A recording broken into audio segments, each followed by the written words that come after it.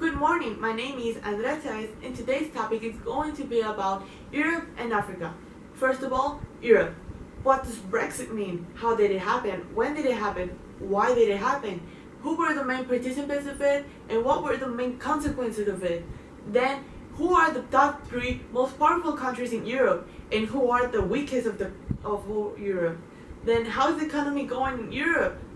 And then we're going to talk about Africa.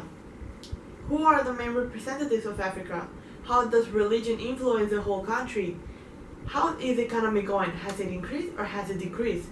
How does even the government work?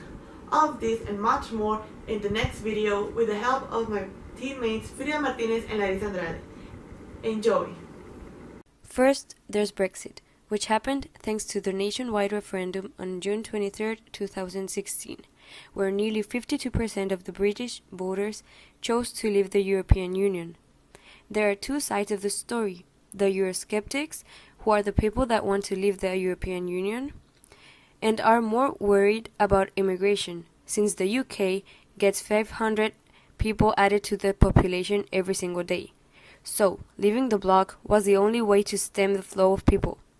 Meanwhile, arguing to say, there's the ex-Prime Minister David Cameron negotiating new terms to the membership and ensuring that a breakup would be an economic disaster, since Europe accounts for nearly half of the UK's exports, and Brexit would create a decade of uncertainty for financial markets. Thanks to that, now both the UK and the European Union are entering uncharted territories, and the most immediate consequence will be that the pound will decrease and create an inflation and fluctuating rates in East and South Asian stock exchanges.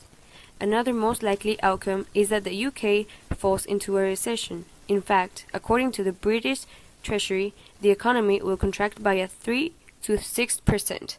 But not only they will feel that fallout, it will restrain in places where the pound is a favorite currency, like the central banks of India. After all this said, the European economy has actually entered its 5th year of recovery, and it's expected to continue at a steady pace.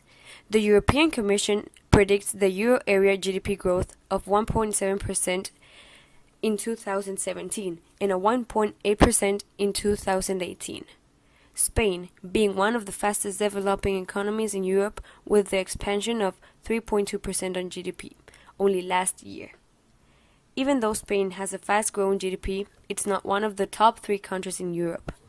The Middle East is having some big problems right now, and they are rapidly becoming Europe's problems too. Starting from terrorism, going all the way to refugees living in Europe. As we saw before, this problem is mainly what caused Brexit.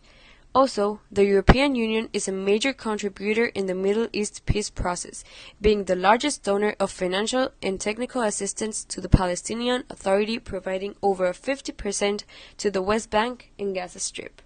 At the top of the charts is Luxembourg, which is the most important private banking center in the Eurozone, with a GDP of $100,999. Then there's Monaco, that has the world's highest Human Development Index and the world's highest GDP. And last but not least, Liechtenstein, with one of the lowest unemployment rates in the world and 3rd highest GDP. But at the bottom of the chart, there's these 3 countries, starting with Finland. Its economy shrank 0.6% only last year, and the European Commission estimates that their economy will only grow 0.7% this year. This together is still less than what Greece's economy has grown, Greece having the 2nd place in the bottom, and then Estonia, being worst of them all. These 3 countries' economy are mainly based out of tourism, so compared with the rest of the Eurozone that base their economy on agriculture, banking, exports, and imports, they don't earn the GDP to be at the top places. A very powerful country in economy and military presence. Economic presence, meaning the flow of exports of goods, primary goods, manufactures, and services.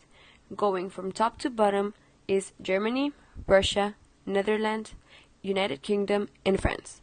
And military presence being defined by the bases of troops deployed in international missions and bases overseas.